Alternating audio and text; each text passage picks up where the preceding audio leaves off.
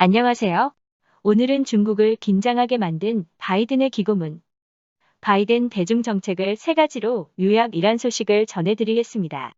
올해 초 조 바이든 대통령 당선인은 외교 전문 잡지 포린 어페어스의 외교 정책과 관련해 기고문을 실었습니다. 제목은 왜 미국이 다시 세계를 리드해야만 하는가입니다. 최근 신징바오 등 중국 언론은 기고문에 실린 바이든의 대중 정책을 세 가지로 요약하며 분석하는 기사들을 쏟아내고 있습니다. 규칙은 미국이 만든다. 세계 경제 절반은 미 플러스 동맹국. 바이든이 첫 번째로 내세운 것은 중국이 아닌 미국이 규칙을 제정하는 입장에 선다는 점입니다. 바이든은 미국은 동맹국과 합치면 전 세계 국내 총생산 GDP의 절반을 차지하는 연합체로서 환경, 노동, 무역, 기술 및 투명성 관련 규칙을 제정해야 한다고 주장했습니다. 그러면서 중국은 세계 경제의 절반 이상을 무시할 수 없을 것이라고 덧붙였습니다.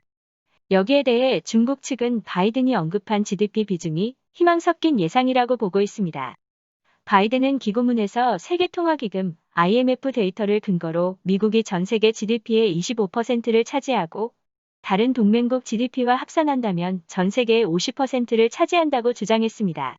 하지만 중국 국무원 발전연구중심은 최근 분석 보고서를 통해 세계 경제에서 중국이 차지하는 비중이 2019년 16.2%에서 2025년 18.1%로 확대되는 반면 미국은 같은 기간 24.1%에서 21.9%로 오히려 떨어질 것으로 봤습니다. 여기에 코로나 장기화로 세계 경제가 위축된 상황에선 미국 경제는 물론 동맹국 경제가 쪼그라들 가능성이 높습니다. 중페이텅 중국사회과학원 아시아 태평양 및 세계전략연구소 연구원은 동맹국 GDP까지 줄어든다면 바이든이 말하는 50%는 달성 불가능하다고 반박했습니다.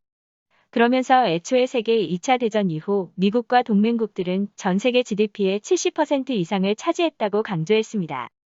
바이든이 잡은 목표치 50%도 과거 미국 등 서구권의 전성기를 생각하면 낮은 수치라는 것입니다. 반면 중국 경제 전망에 관해 국무원 발전연구중심은 중국 경제는 코로나19 사태에도 향후 5년간 연평균 5에서 5.5% 성장할 것이라고 예측했습니다. 그러면서 미국이 내수 시장을 중심으로 새로운 발전 전략을 채택한 중국의 경제적 부상을 막을 순 없을 것이라며 중국 경제가 2032년이면 미국을 제치고 세계 1위로 올라설 것이라고 전망했습니다.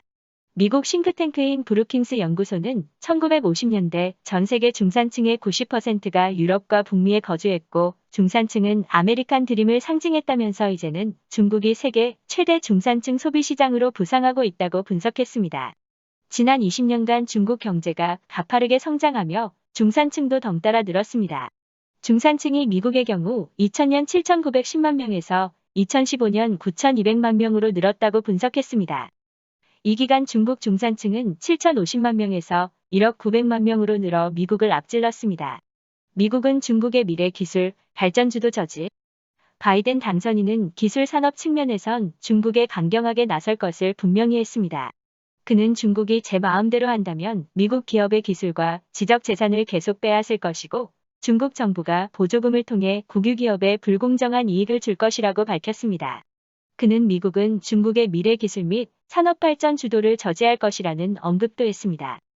바이든은 청정에너지, 양자 컴퓨팅, 인공지능 5G, 고속철도, 암종식 경쟁에 있어 다른 나라에 뒤처질 이유가 없다면서 미국은 세계에서 가장 위대한 연구대학을 가지고 있고 엄청난 수의 노동자와 혁신가가 있다고 설명했습니다.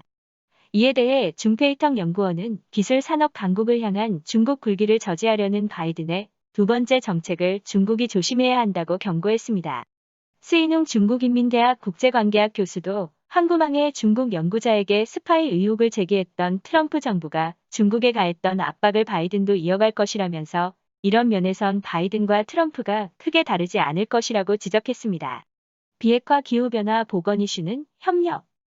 물론 중국과 협력할 여지도 남겨뒀습니다.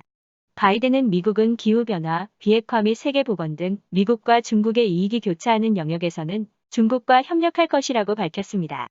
스이눈 교수는 바이든은 중국과의 군사충돌 가능성을 우려하고 있기에 양국 외교의 단절을 막기 위한 지도층 간의 소통과 대화를 중시할 것이라고 짚었습니다. 통신망은 바이든은 중국에 대해 포용할 것은 포용하는 동시에 압박을 가할 때는 압박하는 전략을 쓸 것이라고 전망했습니다. 중페이턴 연구원은 동맹국을 언급한 첫 번째 정책은 바이든의 새 정책이 트럼프 정권의 미국 우선주의를 탈피해 다자주의로 돌아설 것을 시사하지만 중국과의 관계에서는 다소 제한적일 것이라면서 세 번째 정책은 미중 이익이 교차하는 영역을 확대한다는 점에서 의의가 있다고 평가했습니다. 오늘의 추천 영상은 바이든 당선에 일본이 떨고 있다입니다. 많은 시청 바랍니다. 끝까지 시청해주셔서 감사합니다.